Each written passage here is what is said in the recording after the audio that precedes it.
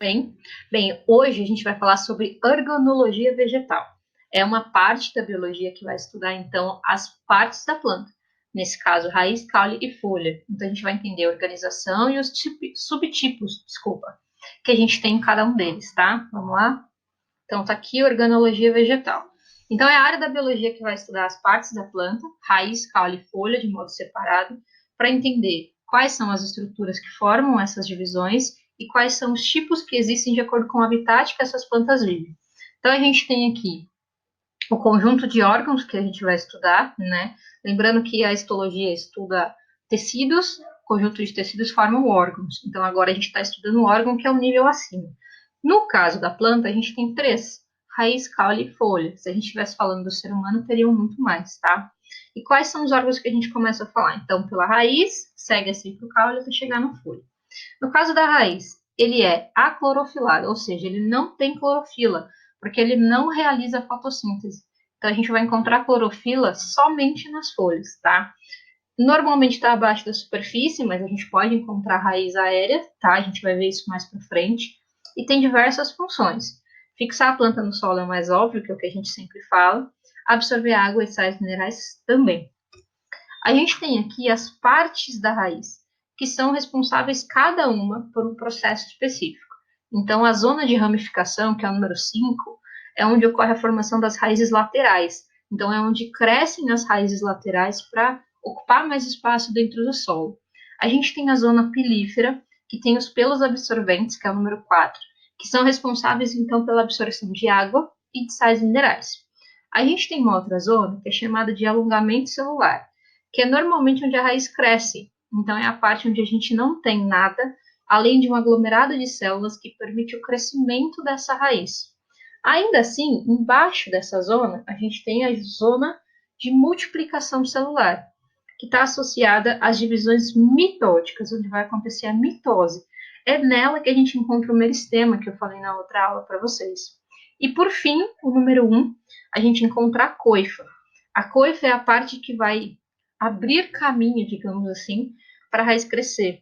Então, ela é uma parte mais rígida, uma capa, né, que permite com que a raiz se aprofunde no solo sem danificar as demais regiões, beleza? Bem, aqui a gente tem, então, internamente do que a raiz é formada. Então, ela é formada pela epiderme, pelo córtex e pelo cilindro vascular. Aqui no desenho dá para vocês verem bem. O cilindro vascular ele é formado pelo xilema e pelo floema, que é a parte rosa aqui do desenho. O córtex é formado por essa parte mais grossa, que são os tecidos de preenchimento, por exemplo. Então, parênquima, colênquima ou tecidos de reserva, tá? Além de sustentação. E a parte mais externa, a epiderme, que seria a pele, que é onde a gente encontra, por exemplo, os pelos absorventes da raiz. A raiz ela pode ser classificada de acordo com uma série de critérios. Com relação à origem, ela pode ser chamada de normal, que a gente também chama de pivotante, ou de adventício. Isso vai depender da origem que ela tem. No caso da normal, ela tem origem na parte da radícula da semente do embrião. No caso da adventícia, ela se forma a partir do caule ou das folhas desse embrião. Não tem uma radícula dentro da semente, tá? A gente tem também quanto ao habitat. A gente tem aquelas que têm uma raiz principal, de onde partem as raízes laterais. A gente tem aquelas que têm raízes finas espalhadas como se fosse uma cabeleira e não tem uma raiz principal, que a gente chama de fasciculada. E a gente tem aquelas que armazenam substâncias, que a gente chama de tuberosas. Aqui na imagem fica bem simples de entender a diferença entre esses três tipos, tá? Bem, a gente tem as raízes que a gente chama de raízes aéreas, que então são aquelas que crescem sob o solo e não abaixo dele. A gente tem as estranguladoras, que normalmente são desenvolvidas em cima de outro vegetal e literalmente estrangulam esse outro vegetal. A gente tem as grampiformes, que elas funcionam exatamente como grampos para se fixar numa planta trepadeira. E a gente tem os pneumatóforos. São muito comuns em regiões de mangue, já que o mangue ele tem um solo muito difícil para absorver sais minerais e água e para conseguir desenvolvimento.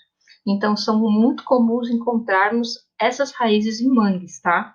Ela fornece oxigênio, inclusive, e é capaz de absorver esse gás para a planta, justamente por causa da região onde essa planta vive.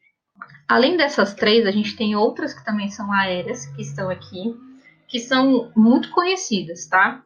Austórias, elas normalmente são parasitas, tá? Porque elas conseguem entrar no outro indivíduo, na outra planta que ela está crescendo e retirar o nutriente de dentro dela. Então, elas são parasitas. A gente tem as raízes que a gente chama de suporte ou raiz escora, que são muito comuns para plantas muito grandes que precisam de um suporte maior em função da altura. E aí é comum que a raiz saia, então cresça em cima do solo. E a gente tem as tabulares, que aumentam a sustentação também por causa da altura e do peso dessa planta. Então, tanto a tabular quanto a escora, elas estão muito relacionadas ao tamanho dessa planta que está ali. Por fim, a gente tem uma outra que é a raiz aquática, que é muito comum, por exemplo, para vitórias régias. Elas possuem aquele parênquima que é responsável por armazenamento, nesse caso por armazenamento de ar, que promove então a capacidade do vegetal de flutuar. Então é por isso que elas não afundam, porque dentro da raiz elas têm um tecido específico de preenchimento que consegue armazenar ar. Bem, falando do caule agora, o caule é uma estrutura de condução e de suporte, já que ele vai conduzir o que é produzido na folha para o restante da planta e vai conduzir o que é absorvido na raiz também para o restante da planta.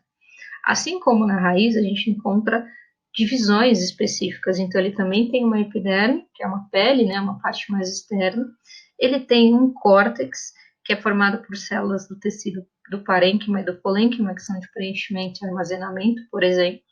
Nesse caso, a gente também pode encontrar cloroplastos, já que essa região também pode ser capaz de fazer fotossíntese, tá? E mais interno, a gente tem o floema e o xilema, que são responsáveis pela condução dos nutrientes. E no meio, o que a gente chama de medula, que na verdade é um parênquima, é um tecido de preenchimento, que vai então preencher todo esse caule para que ele não fique oco, tá? Apesar de existirem caules ocos. Esse daqui é o caule padrão, tá bom? A madeira do caule que a gente usa, gente, é formada pelo xilema, tá? Que é um conjunto de células mortas que tem como função transportar os nutrientes, mas que aqui pode servir também como essa madeira que a gente está acostumado a usar para construir diversas coisas. Uma outra curiosidade, duas na verdade, é que os anéis que a gente enxerga da planta podem corresponder aos climas em que ela passou. Se vocês olharem aqui, ó, no clima quente os anéis são maiores em relação ao clima frio. Então a gente consegue observar quais foram as condições de estação do ano em que essa planta esteve exposta ao longo do tempo. Em algumas espécies, inclusive, cada anel corresponde à idade exata da planta. Então, para cada ano, ela consegue produzir um novo anel completo.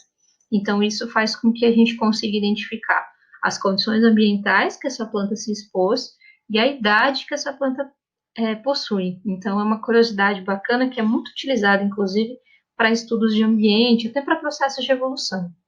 Agora, a gente vai ver um pouquinho dos tipos de caule.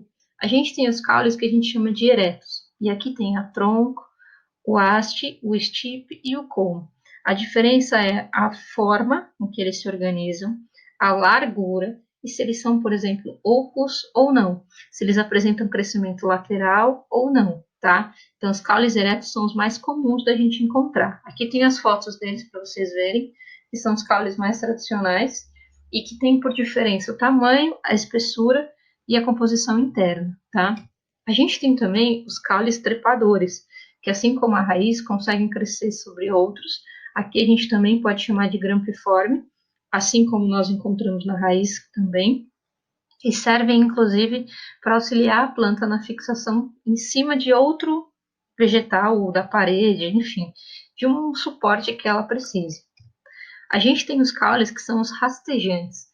Então, são caules pequenos que crescem muito próximos ao solo e que normalmente não têm um grande desenvolvimento.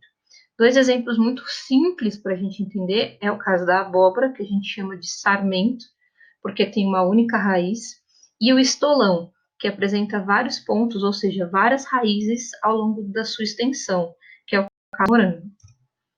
A gente tem os caules subterrâneos, e a gente inclusive encontra com caules subterrâneos que armazenam substâncias interessantes para nós. No caso da bananeira, a gente tem um caule subterrâneo que apresenta um crescimento horizontal, então ele se espalha, digamos assim, pelo solo e ele não é tão bem desenvolvido, a gente não enxerga ele tão fácil. No caso da batata, a gente tem o que a gente chama de tubérculo, que é um caule que armazena substâncias e que, no nosso caso, serve para alimentação. Bem, a gente tem então os bulbos, que são caules modificados em folhas junto, que é o caso da cebola. A gente tem então uma raiz muito pequena, um caule pouco desenvolvido e uma folha adaptada.